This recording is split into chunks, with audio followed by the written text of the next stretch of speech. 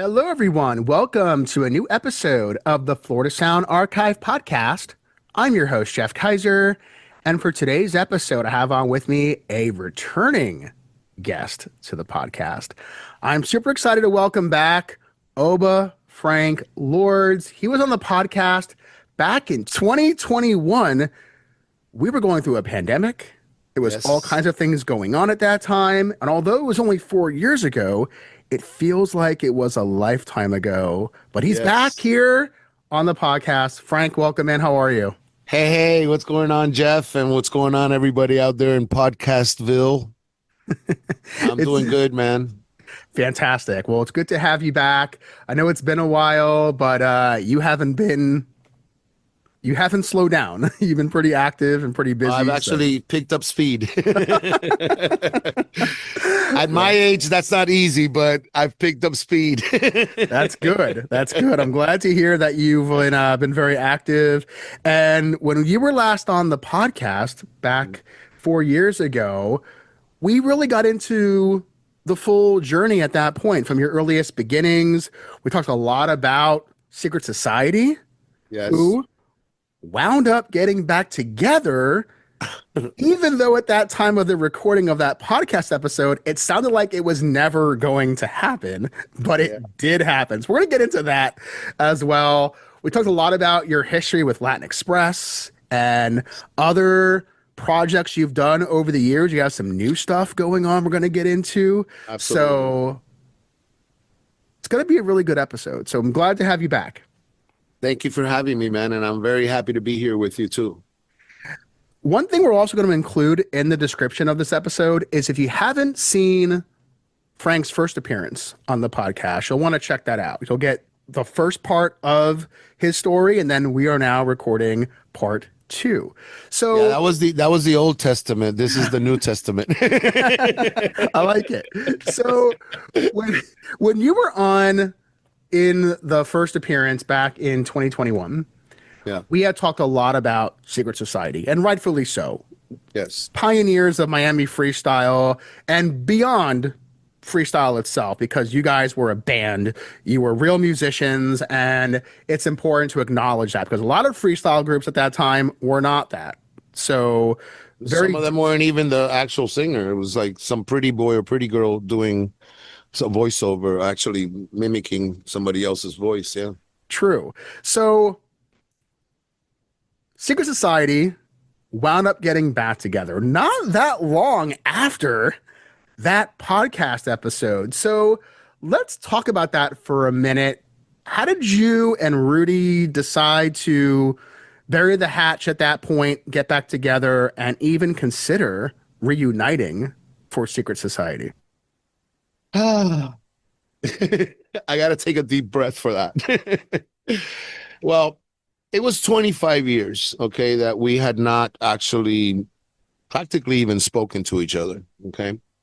All of a sudden, I get a phone call one day from a number that I did not recognize, mind you, and I never really answer those calls, but something told me to answer, and on the other side, it was like, Rudy, hey, what's going on, bro? You know, like if he had spoken to me 5 minutes before. And then I say, yo, what's up? You know, and then he's like, listen, I'm doing a country song. Okay. I'm doing a country song and I'm really stuck on the vocal recording of it. And the only person that actually knows how to record me correctly and produce me is you. So he started with that. Okay. And he's like, I'm going to be recording in Criteria on this day, and I would really love for you to come by and just give me a hand on this.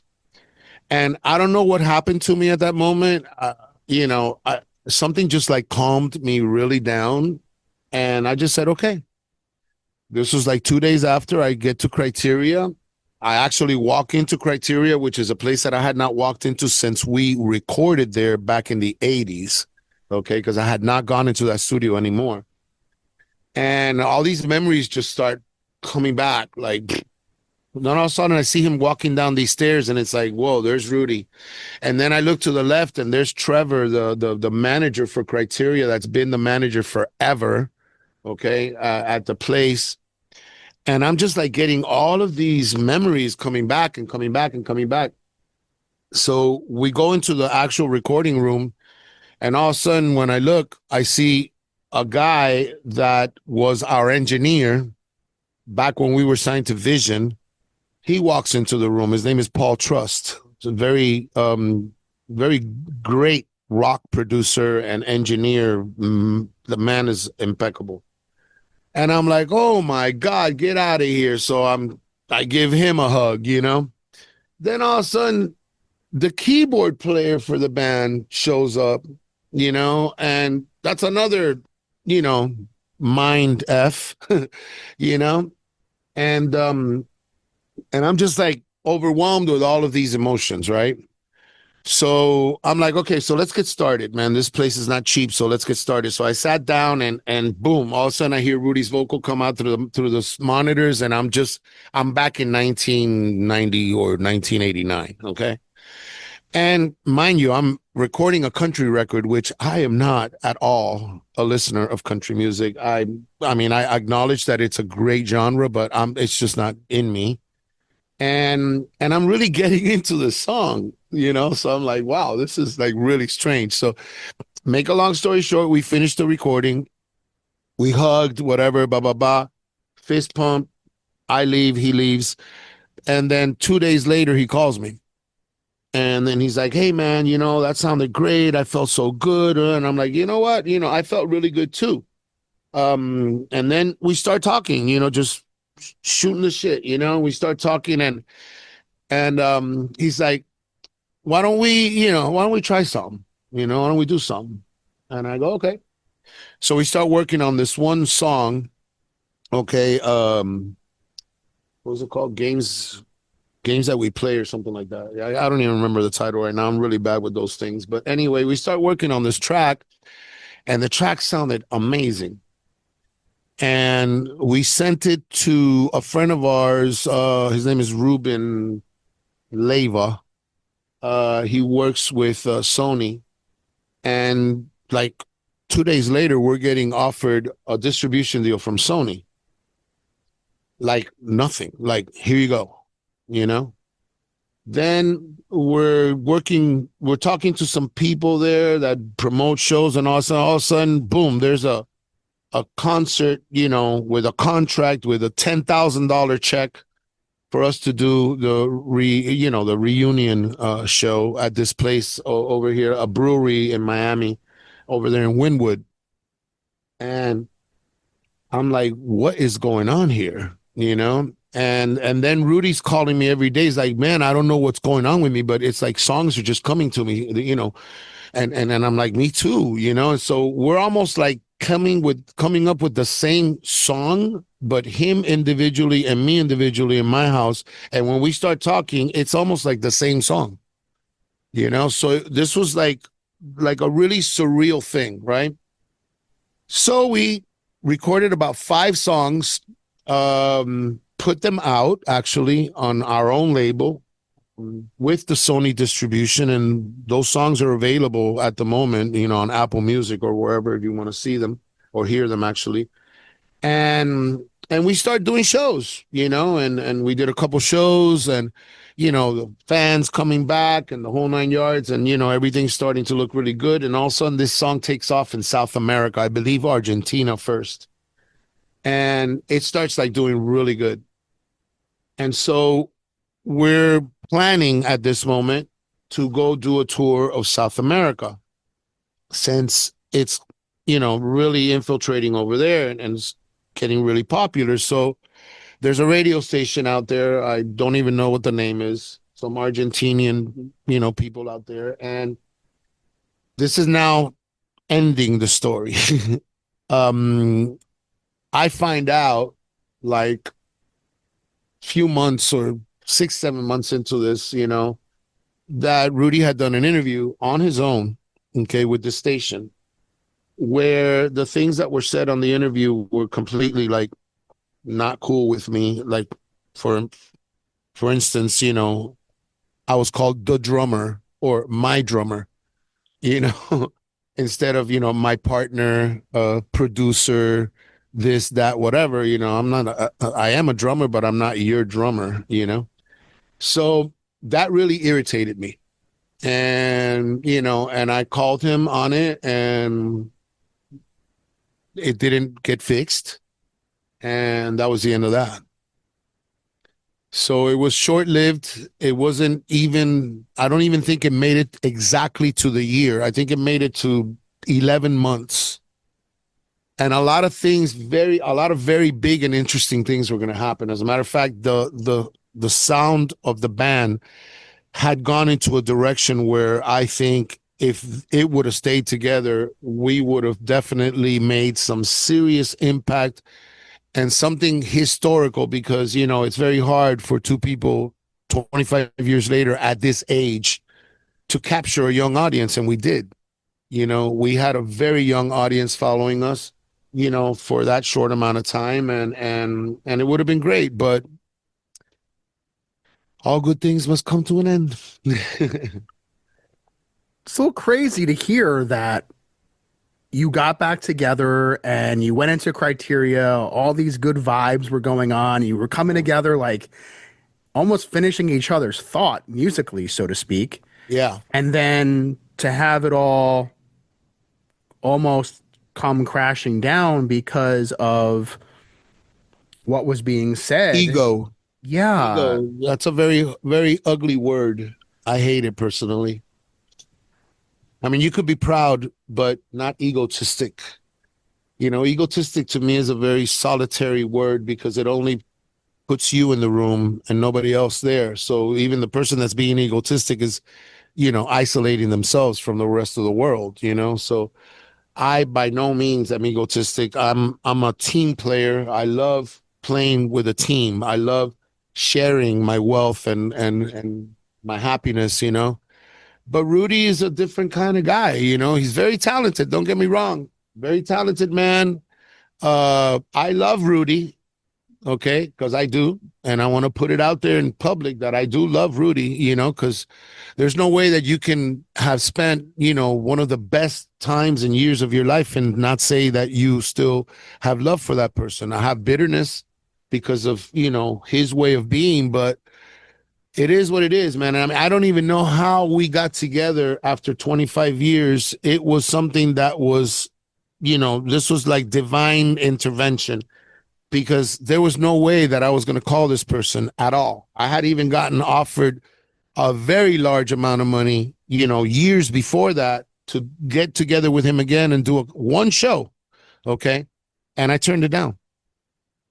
So I had no interest in doing anything with Rudy. And then all of a sudden, all this just like erupted in my face. And I was extremely happy until that happened. I remember you talking about that when we recorded 4 years ago, how you were offered some really large sum of money and you did turn it down. So Yeah. to think you had the chance to try it again and you can't say you didn't. So both of you, for that matter, Yes. had a chance to try it again. And it is one of those situations where I agree. It is what it is, but you gave it a good faith effort, it sounds like. And is this it for Secret Society? Do you think is this the final nail in the coffin, or do you think there's Yeah, a like I, I'm I'm a very big advocate of never say never, okay, because that proved itself to me after 25 years to be true. And then there's also that Eagles cover Eagles title when hell freezes over, kind of thing. Well, hell froze over and Satan was wearing a big jacket for sure. Um, I'm not gonna tell you no, okay, but I'm not gonna tell you yes because when you give a person three chances, even in baseball, you're out. And I've never given anybody even two chances, and this man had three, and now it's like I gave you back what you needed, and all of a sudden you're gonna do that. Okay, well then you know what? Keep it on your own and do it by yourself. That's it. And I keep doing my thing, and that's that. And I don't wish him any ill whatsoever. On the contrary, I wish that he blows up. Okay. But it's not gonna be with me, at least not this time around. Well, now that that's behind us, and Mhm. when the Secret Society reunion ended, you continued and Yes. stayed busy. So take us through that. What did you do after the Secret Society reunion came to an end?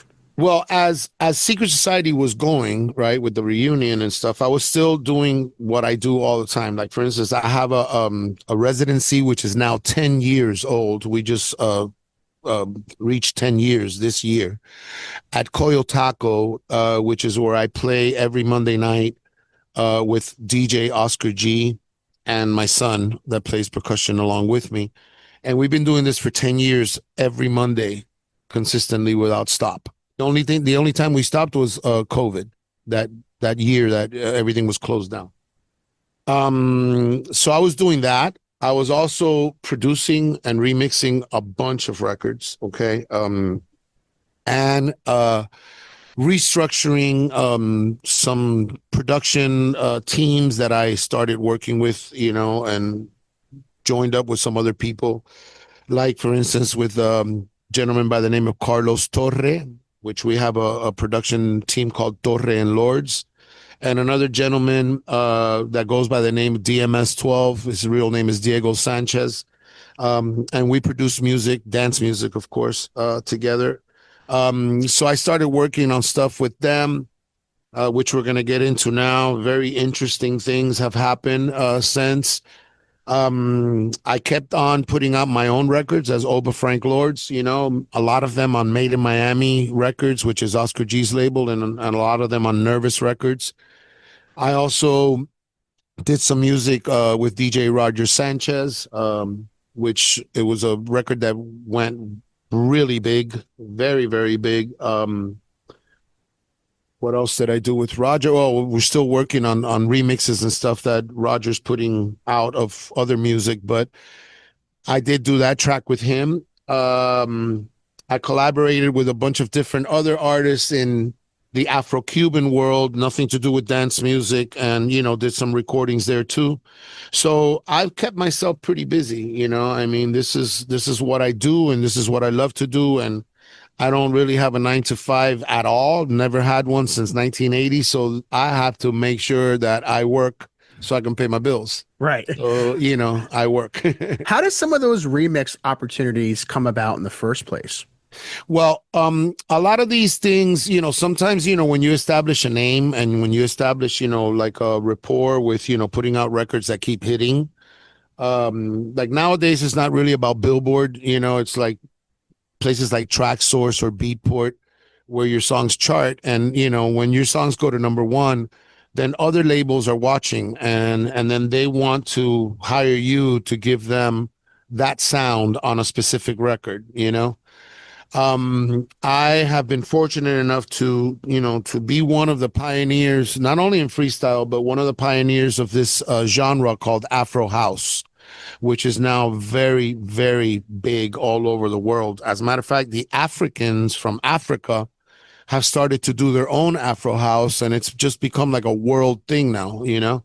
But basically, club music. So people that want percussion or want some kind of African chant or want something that's Afro oriented, they know to look for me because they're going to get that authenticity. So a lot of these labels, since they're trying to fit into this genre and selling records in that genre, will hire me to do these remixes and they'll call me, and they'll make me an offer or whatever. Sometimes I also like a song and I'll call the label and say, hey, send me the acapellas. I want to remix this record, and I won't even charge them. So, I mean, that's how basically the remix thing happens nowadays. I remember you telling me about the amount of time that you could spend in your studio Yeah, recording and all that. So do you feel like the amount of time you spend is about the same? Has that increased? it's actually more. My studio is in my house. Right. Okay. We're in it right now. That's where I'm at right now. And basically, if I walk out of my bedroom, I walk 5 steps and I'm walking into my studio. So, what I do is when I wake up, I'll make some Cuban coffee and I'll come into my studio and I'll start working. And then when I'm about to collapse and pass out, I'll go to my bedroom. But that could be 2 days later. Because sometimes I've been in the studio 2 and 3 days, like here inside, and my food gets brought to me. The only thing I get up for is to go and relieve myself. That's it. Everything else is in here. So when I get in the studio, it's like the whole world just turned off. I don't know anything that's happening outside. I don't know if it's daytime, nighttime, or nothing because my windows are closed here. So I don't even know if it's sunlight or not. Wow. Okay. So a lot of time obviously spent in the studio. We talked about remixes. What are some of the recent remixes you've had the chance to work on? Okay. So very recently, I did with the Torre and Lords with that team. I did Stevie B's Spring Love, which Stevie B redid, and it has Pitbull on it. Okay, rapping, and we did a super intense remix of this track. Stevie B fell in love with it. Actually, I also performed at the Stevie B Spring Love Festival that he did over there at Dolphin Mall.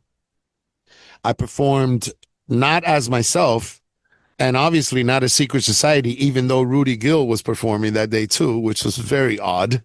Okay. Wow.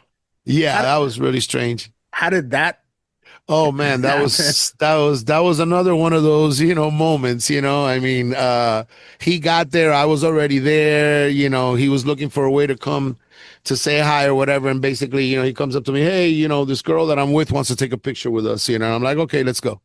And that was the end of that. I mean, we didn't talk no more after that. So I ended up playing that day with Erotic Exotic, which I play with a lot. Okay. With The Voice in Fashion, uh, with Felix Sama and his DJ set, and with this group called Freestyle. Okay. But even though Rudy was there, I didn't play with him. And everybody was like asking me, like, so are you guys gonna surprise us? And I'm like, no, that's not gonna happen today. So it was kind of weird, But I mean, it is what it is again. And so going back to the Stevie B thing, I performed at that festival and that was cool because I was able to kind of like reminisce and reunite a little bit with Stevie too. I don't know if I had told you this on the last interview, but before Secret Society existed and before Stevie B as a solo artist existed, he had a group called Friday Friday. And my group, Silent Prayer, which is myself and most of the guys in Erotic Exotic, we were the backup band for this group. So we were playing with Stevie B even before he was Stevie B. And, obviously, we've remained friends and stuff throughout the years, but I had not seen Stevie in over 30 something years, you know? So that was kind of cool too. So that was the Stevie B mix. Then just recently, with Torre and Lords as well, we were hired by Joe Granda and his company, which he works for, the Estefans. We were hired to do a remix of this brand new Gloria Estefan single called La Vecina, which means the neighbor. Obviously, as everybody knows, she hasn't done anything about 20 years. So she just put out an album called Raíces, so it means roots. And that was the single. And so we did the single, we did this remix, right? And now the remix is up for Grammy nomination. And so is the album. So that is doing really good. That remix is playing all over, different kinds of dance radio and internet stations and what have you. And it's also charting. It's been, I think it's been charting on Billboard. I'm not sure, but I did see something about that the other day.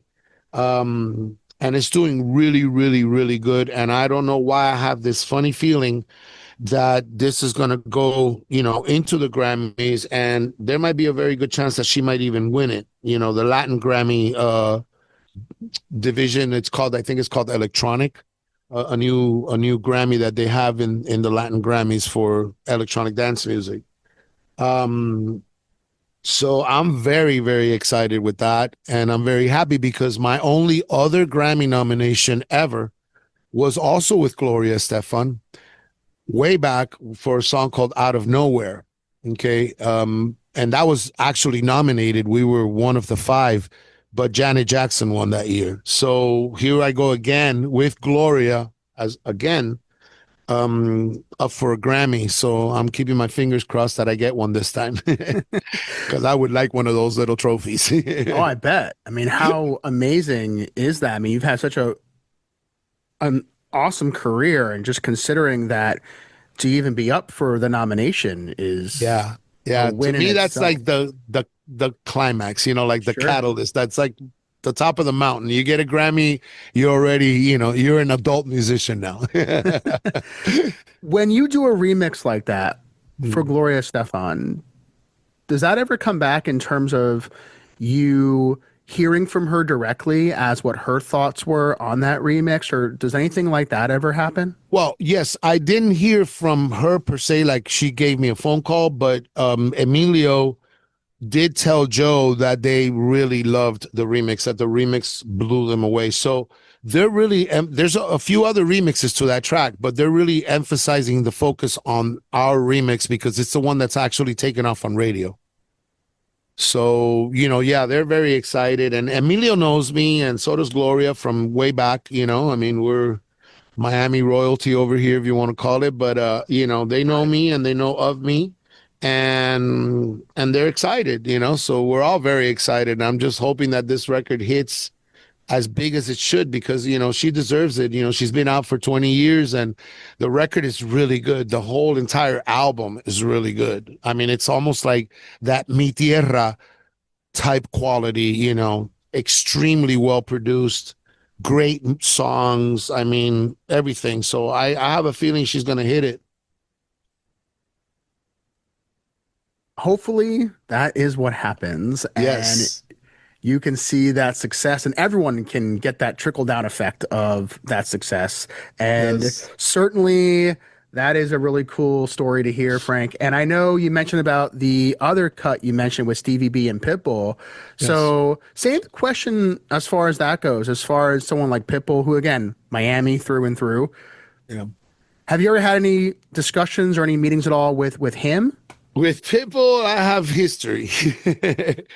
A very long time ago, Pitbull decided to grab a record that I did for Latin Express called Chango, and he decided to have his producer cut it up and basically do a whole entire bed of music, okay, with my song, and he rapped over it, an anti-Castro type of thing, okay, and he didn't even ask me for permission.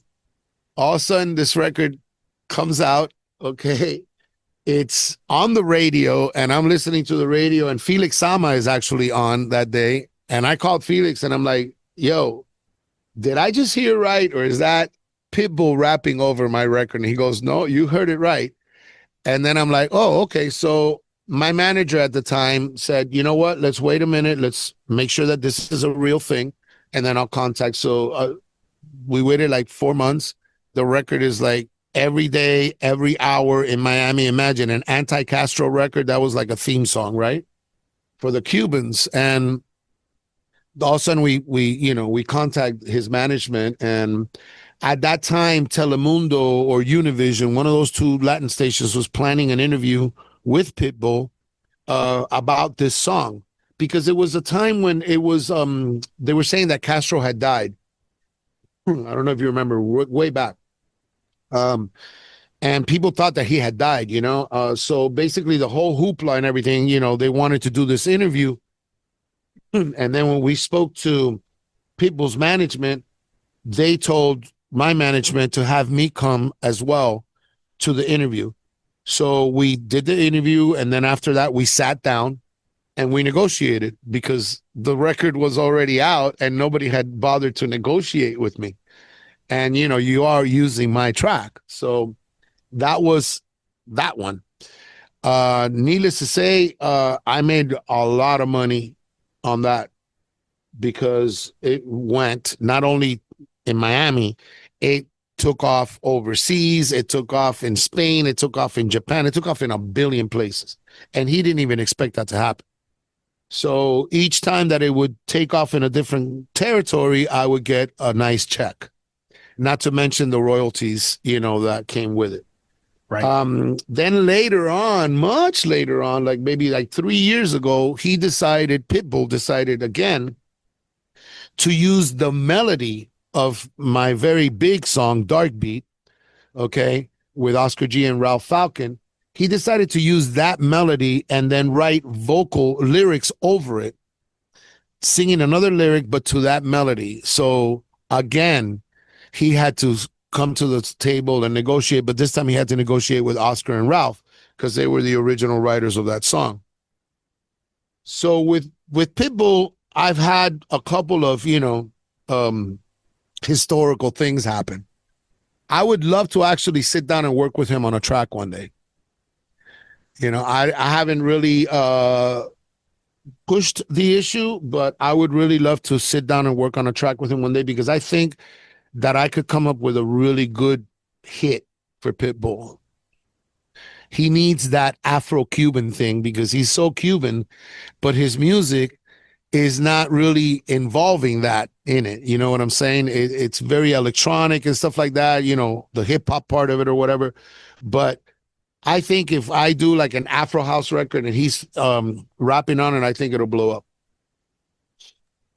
In terms of other artists that maybe also using elements of your music, how do you keep track of that? Like, because there's so many other people out there in the world who could very well be using it. So how do you manage that? It's really hard.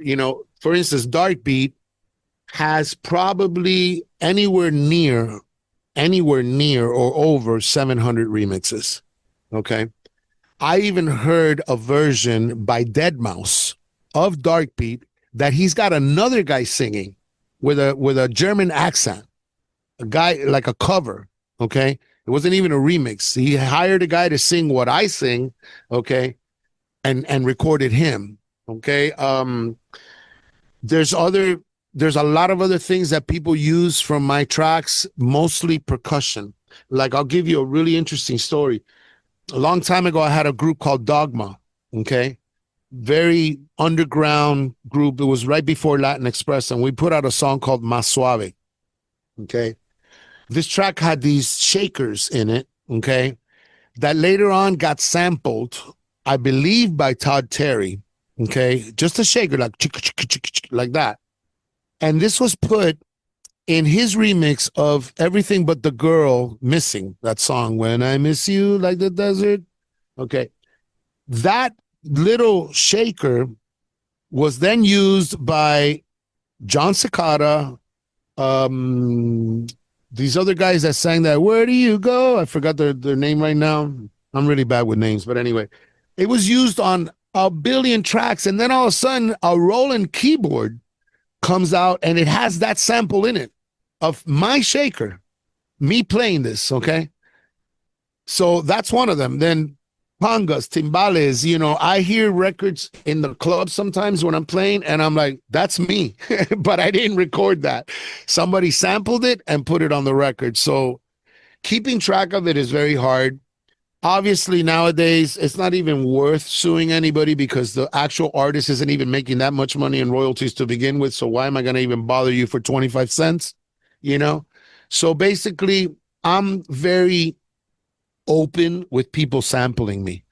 As a matter of fact, out of all the different versions of Dark Beat that are for sale right now, the one that sells the most is the acapella, believe it or not. That supersedes by thousands, okay, of downloads every other version of Dark Beat that exists. So what does that mean? People are using my voice to put it on another track to make their own Dark Beat. You understand? And I don't have a problem with that. A lot of artists don't like to put out their acapellas because they're like, no, I don't want nobody, using my acapella to make another record. Well, I think that's kind of stupid because it's like if a person is actually taking the time to produce a record with your voice on it, number one, it's an honor. Number two, it's promotion. And number three, you might even get royalties from it if you can find the person and negotiate. So what's wrong with that? I don't have a problem with that. And if it wasn't for sampling, hip hop would not exist. Period. So the sampling thing to me is very important. It also gets a little bit out of hand, okay? And sometimes, it is incorrectly done. Like when, like for instance, when an artist like Pitbull grabs your whole song and raps over it and then doesn't acknowledge you, okay, that's incorrect, Sooner or later it catches up to them because, I'll hear it, you know what I'm saying? Like it did, and then you got to pay me. You understand? But if people would just, call and say, hey, can I use your vocal? Sure, go ahead. I've done it a million times and I will continue to do it. And I don't have a problem with it at all. Just as long as I'm credited. And if there is money that you made, then you need to pay me. Sounds completely logical. Well, that's very fair of you to even offer that to anyone who even wanted to use yes samples of the music that you created, essentially, right? So, and one of the things I really appreciate, Frank, about your career and just the journey that you've taken is it goes so far beyond just production, remixing things. I mean, you are a true fan of music. And yes, I am. You're into so many different genres, maybe not country per se, but you appreciate the talent behind it, but certainly your eclectic taste. And there's more that you've done outside of the production. So talk about some of the more band-oriented music you've also been doing. Well, right now, I'm doing something really interesting with the guys from Erotic Exotic, Johnny, Al, and Joe. It's called Chaos in the Veil. Okay. And it's very interesting because it's goth music, like goth, like, 1980s goth. Okay. But with percussion, with Latin percussion in it. And it gives it like this whole new vibe. Okay, that even other goth bands are like saying, I've never heard anything like this, but it's super, super cool. Okay.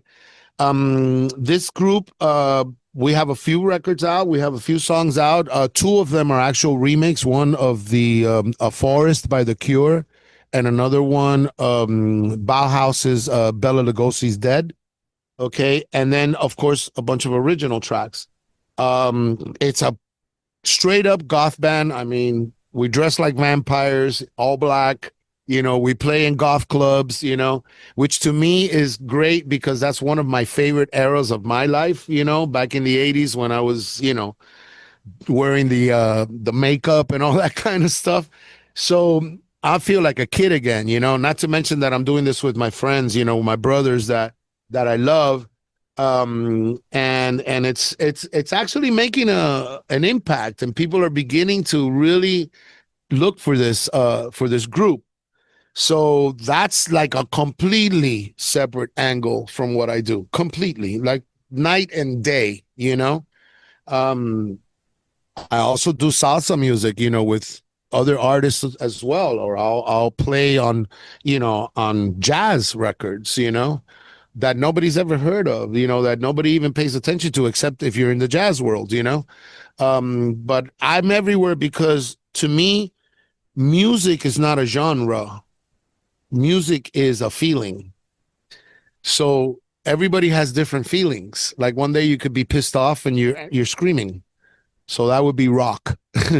Another day you're very romantic, and you're being very soft. So that would probably be adult contemporary, So basically, to me, music is what feelings sound like. Okay. So there's multiple types of feelings. That's why there's multiple types of music. Like if you were to ask me, what kind of music could you play for the rest of your life? Blues. And yet I've never done a blues record, you know? Any reason why you haven't? I haven't found the right crew, because that music is very, in your chest. Like, that's why it's called the blues. You gotta cry. You know what I'm saying? And I guess I might have to go to Mississippi or New Orleans or something and get together with some folk out there and come up with a little trio or something and do something. But I love that music. I also love to play Latin jazz. But if I do Latin jazz, I'll starve because that's a little market this big where only real hardcore people buy that kind of music. So those musicians are starving almost. I do dance music, number one, because I love it, but number two, because it's very commercially out there. I mean, a lot of people are listening to this, so I make a living with music, and that's why I'm going after what's giving me the money. Sure. That makes complete sense. With the band, Mm-hmm. Chaos in the Veil, Mm-hmm. there are going to be more live type shows that you're going to be doing with this band. So Yes. talk about that for a minute. What are some of the different shows you've played? Any memories of some of the ones that really stand out to you? Some of the different venues you had a chance to play? We've played at this place in Broward, West Palm, actually, called Propaganda, which has kind of like made us their little go-to house band, if you want to call it. We opened up for a French goth group there. I like playing in that club because they make us feel very comfortable.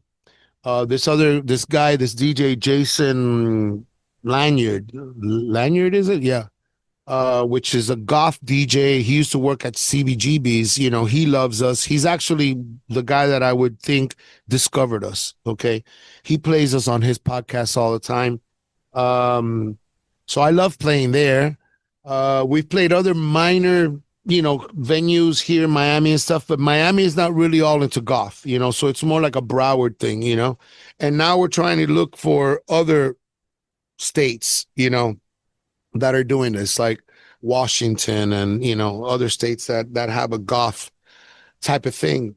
So we're trying to hook up, also probably to open up for any goth groups that have reunited and coming back on tour and stuff.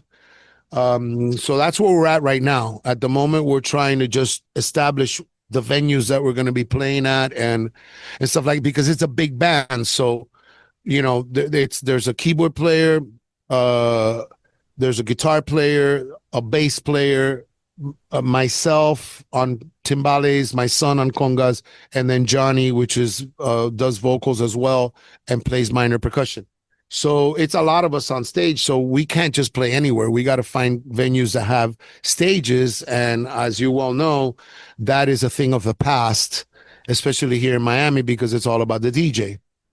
So they don't even have a speaker for you to stand on. So that kind of like sucks because, that limits us to playing in our own town. So we're trying to look for, venues outside of here that do have stages and are built for that kind of stuff. And that's where we're at right now. Yeah, that is cool. And it's great that you are still doing that with Chaos in the Veil. I know you mentioned some of the different cover songs that you have done with them. Bela Lugosi's Dead. You mentioned that one in particular. You have vocals on that. Yes, I'm the one singing on that. Yeah. Yeah. So how did you get yourself in that space? Such a dark song, such a popular song in the catalog of Bauhaus. So how did you decide to even do that cover? And how did you decide on how you wanted to get your vocals just right? Well, as far as goth groups, my favorite goth singer period is Peter Murphy. Okay. So I like all his stuff, Bauhaus, his solo stuff, everything that he's done. I love Bela Lugosi's Dead because it's such a trademark, like heavy duty, song from the era. So we decided, let's beef this up and give it a little bit of electronica and even the Latin percussion in it. Okay, because the beat that I'm playing on that song is actually a Cuban rhythm called son montuno, which is a Cuban style of dancing.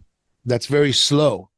Okay, it's like pong, chiki pong, tiki pong, kiki pong, kipi pong, and then on Bela Lugosi's Dead, it's a little rim shot in that song that starts the song, and it plays throughout the whole entire song. On the original version, it goes tak tak tak tak tak. I don't know if you're familiar with that, and then they echo it and stuff. Well, that beat that's playing, that's a Cuban clave. It's called the 3/4. 1, 2, 3, 3, 4. 1, 2, 3, 3, 4, which also Bo Diddley in the 50s stole that from Cuba. Chang, ka-chang, ka-chang, ka-chang, chang, ka-chang, ka-chang, ka-chang. You know, that was Bo Diddley using that Cuban beat as well. So we added that to it, and what we used was, instead of a rim shot, we used a clave, a Cuban instrument, you know, and did that in our version. Okay. So when we play that song, I mean, I actually get to clubs and there's certain people that come up to me and ask me, "Are you guys playing Bela Lugosi's Dead today?" I'm like, "Of course we are," because they want to hear that song. I mean, it's a really different and cool version of the song. I've heard a few versions of that song, and not because I did this one myself, but this one is very interesting, and it gives gives the song justice, its due justice. That's what I like about it too, is the cover is really your own. It's Yeah, almost no, we sounds made it our original. own. Right. Yeah, we made it our own completely. I would never do a cover and make it sound like the same exact song, because to me that's just karaoke. Sure. You know. There's another song also that Chaos and the Veil did that you're doing lead vocals on, I Need You. Yes, that is actually the song that has gotten the most play of all of our songs on different stations and stuff like that. That's a song that I did many, many, many, many years ago, like I don't know, 20 years ago, and I revived it to do it with Chaos, because it was very alternative sounding to begin with. So I, just changed some stuff. I did some new guitar parts on it and all that, and now it's a Chaos in the Veil song, and that's the one that has played the most out on radio, or charted the most. The other members that you are with, and a lot of those members, if not almost all of them, were from Erotic Exotic. Yes, with the exception of my son. The other three members, yeah, I'm sorry, with the exception of my son and the present guitar player, the other three members are Erotic Exotic. Yeah. What is They're it still like? presently erotic. Right. What is it like having your son with you playing music? And does he have the same passion and drive that you've had all these years? My son is a percussionist, and he predominantly plays congas. Okay. My son has been playing music with me since he was 3 years old. He used to be in Latin Express, and he used to perform in clubs as a 3 and 4-year-old, and people thought he was a midget because he was dressed up just like me, and he had everything miniature, like real miniature congas, real miniature percussion, and he was actually playing. He was going off. He played with me for many years. Then he kind of distanced himself from music because he wanted to play basketball, and he started chasing that dream for a while. And then all of a sudden one day he just like, you know what, I'm going right back to this.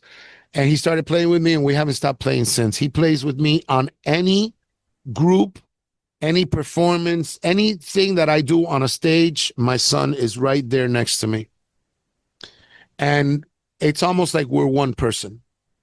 We play off of each other like if it was one person playing. It's incredible. It's like he'll do something and I'll answer it without even planning it. We don't rehearse, by the way. I hate to rehearse. I hate rehearsals. I can't stand rehearsals. I usually tell people, send me the track. I'll listen to it in my car a couple of times, and then let's see what happens on stage. I'm more spontaneous. I hate that, prefixed, scripted kind of thing where, you never know if you have to change it last minute anyway, so I just ride with the flow. Does your wife, is she musically inclined too? No. So no chance of a family band. No, I actually tell her, can you please stop singing? Oh, poor thing. She's beautiful, she's gorgeous, but no musical bones in there. Fair enough. Uh, Well, my kids though are. My daughter is also very musically oriented. My oldest, she loves listening to music. She's listening to music all day long. As a matter of fact, I send her my stuff for her to critique it, and she's the one that tells me, "Yeah, I like it," or that sucks. And she's pretty much on point every single time she says okay. Well, it. that's good that She's she's my A and on. R. She's my A and R. Right. And because you are always 20 steps ahead, and I'm estimating here, you're always ahead and you're thinking forward. What else are you working on musically? Is there anything that is in the works that people could be expecting you to do that you Yes. can share a little bit about at this Right time? now, I'm doing something that is very special to me for many reasons. Okay. I'm working with this gentleman, Diego Sanchez, which goes by the name DMS-12, which, by the way, just to give you a little bit of history on him, he worked with for the Estefans for a long time, and he was involved with like the Jennifer Lopez record, when the first one that came out, and all of the Emilio Estefan productions from that era. So he's very well known when it comes to dance music production. So him and I got together, and we are doing a whole entire album. Okay, right now we're on the second song, but we're doing a whole entire album in honor of the Orishas, which are the deities, the saints, if you want to call it, of the Yoruba religion. Okay, better known as Santeria. And the singer on this album is none other than India, the salsa singer, which before she was a salsa singer 25 years ago or whatever, she was a freestyle and house artist, very well known. Okay, she had many hits, not only in the freestyle but in the house music scene. She had many hits with her then husband Louis Vega. Um, she's like one of these international divas of house music, but she has not done a single house record since then. Okay, since she started salsa. And then she told me, because her and I also have history, way back in the 80s, we were together for a minute. And then we just stayed as, friends. Like, she's my sister. I love this woman to death. She's always told me, I'm not going to do another dance record unless it's with you. And I'm not going to do another dance record unless we do this song to our, guardian deities, because we both practice the same religion. Okay. And so this record Shango that I did with Latin Express, with back then it was with the vocals of a singer named Gina Martin, which we had to sample actually off of a tape. That song hit number one back then, and me and DMS-12 decided to redo it again, but with India singing it now. And that has just taken a whole new life, and it's like really intense. The second track that we're doing is actually a song to a deity called Yemaya, which is the goddess of the ocean. And that's going to be a duet with Celia Cruz, because we have the vocal of Celia Cruz that she recorded when she was 20 years old in Cuba. And we have that vocal on the track, and India is going to do a duet with her on that track, almost like the Natalie Cole, Nat King Cole type of thing. And it also happens to be that Celia Cruz was India's godmother. She baptized her as an older woman, when India was older. She baptized her in the Catholic Church. So they have a history. And Celia was actually the one that named her the Princess of Salsa, because Celia is the Queen of Salsa. So this record that we're doing right now, we're taking our time with it. We're in no rush whatsoever to get it done, because it's got to be absolute perfection. We're taking our time because this is a labor of love. I'm not even interested in the money part of it. I could care less about the money. I feel that when this album is done, that I have contributed to something otherworldly, something that I follow, something that has actually kept me alive, kept me out of trouble and all of the above. So it's a spiritual thing that I'm doing when it comes to this record, and I mean, I'm super super psyched with this project. Super. I know you also mentioned during our first episode that there was a possibility of some kind of covers album that you were considering, and you've added a few more Yes. cover songs. Are there any other covers that you have thought about doing? And has there been any movement as far as you putting out something like that? Well, as a matter of fact, at the Stevie B concert, okay, or actually during the time that that was being planned and all that, I was able to reconnect with an old, very old friend of mine, Louis Martinet, the producer and creator of Expose. Okay. And he was there with his new, expose, which is called Oh Baby. And he was also DJing. And so we're sitting there and we're talking and stuff. And I'm looking at him and I'm like, how come you and I have never done a record together? And then he goes, I don't know. And then I go, we need to do something. And then he goes, yeah, but you know what? We need to do something that's like a remake of something classic. Okay. He goes, think of something that, would be good for your vocal. Okay. And let me know. So I came up with the idea of doing a remake of George Kranz's Din Dada. It's a song, Din Dada, Dun Dada, Din Dada, Bodum Bombero. And then George, he's a drummer, right? So basically, in the song, he would go rum pu dum pu dum pu dum pum pum pum pum pum pra, and then he would do with the drummer rum pu dum dum dum dum kum kum kum kum kum pra. So it was almost like the vocal singing a rhythm, and then the drum would answer, and so it's very me. And this is something that I'm planning on working on, as far as another remake. And yes, the remake album still sits in my head, and I still think about it. And it's an album that I want to call My Way. Okay, which then I'm gonna do a remake of Frank Sinatra's My Way, but I'm gonna do it in dance or freestyle.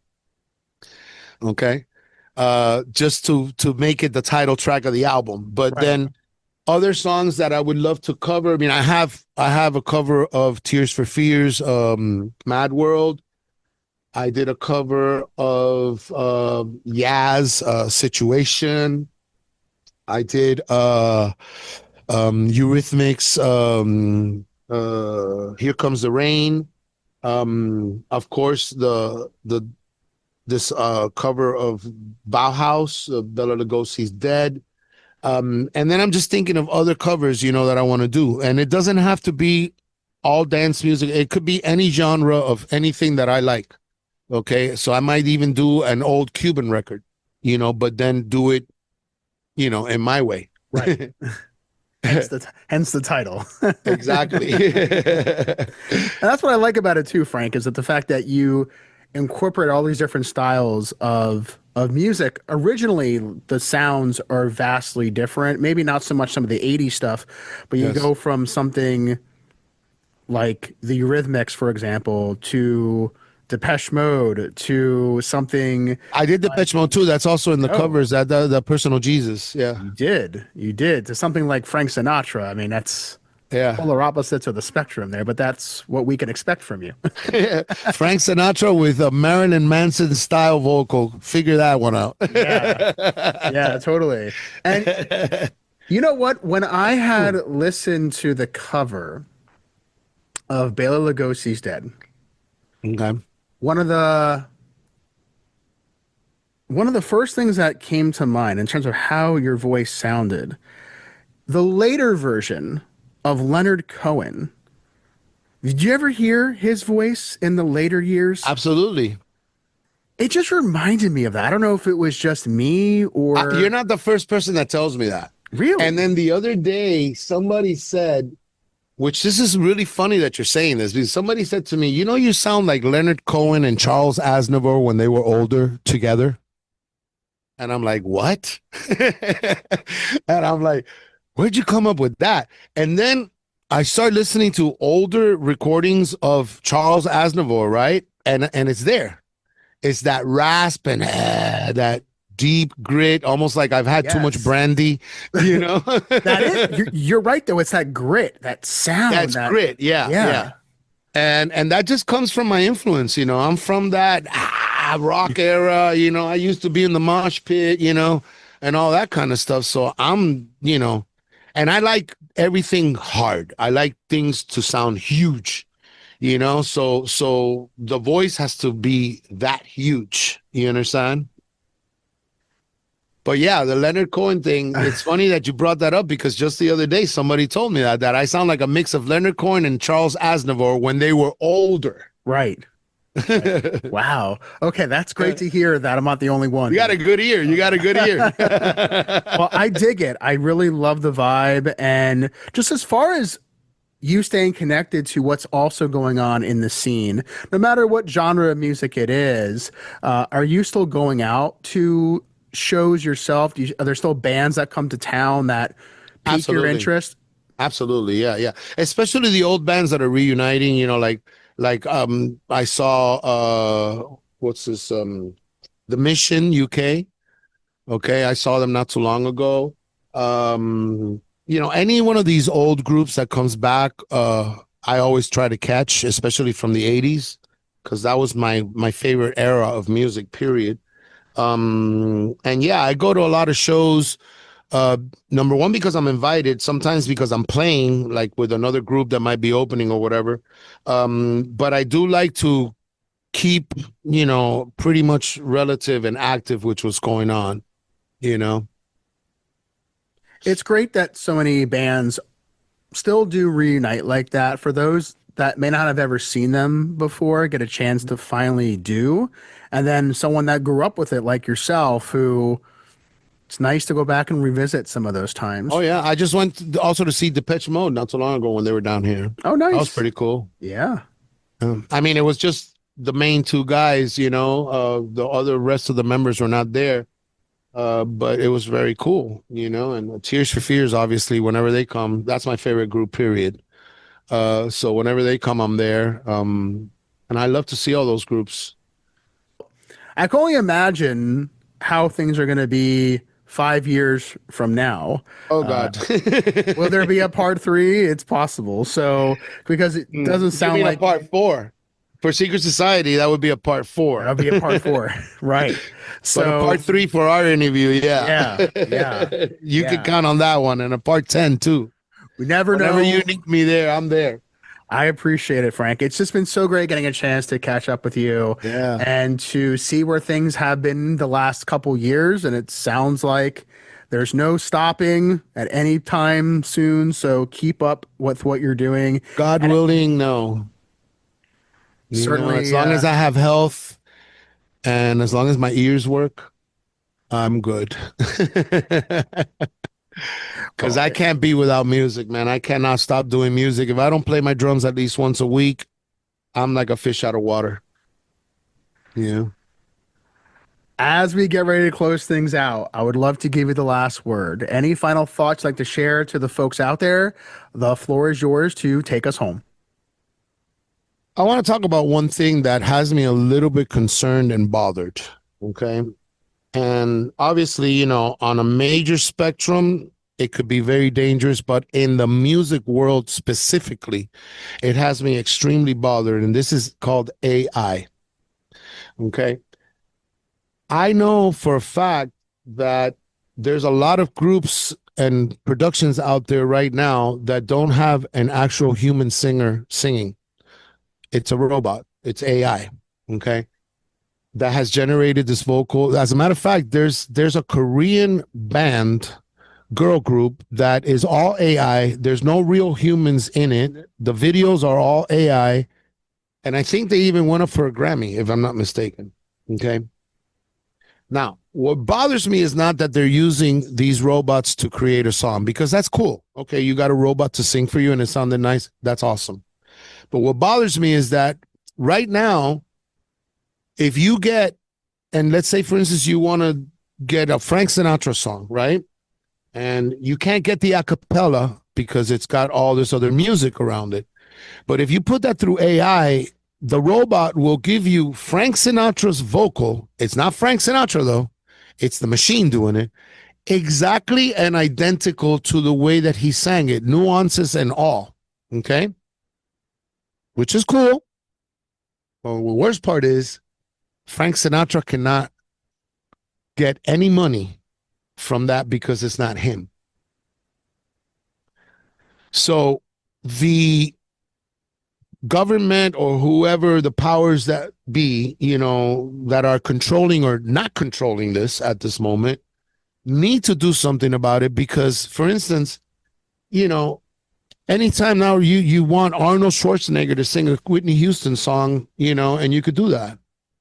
And then you put out the record and neither Whitney nor Arnold are getting paid. Why? Because it's not even them. It's a computer making itself sound like them. Okay? And that's the part that really bothers me. And I want to put this out there to all the musicians and producers and everybody that's using AI, which myself, I'm part of the guilty team. I use AI on some things, okay?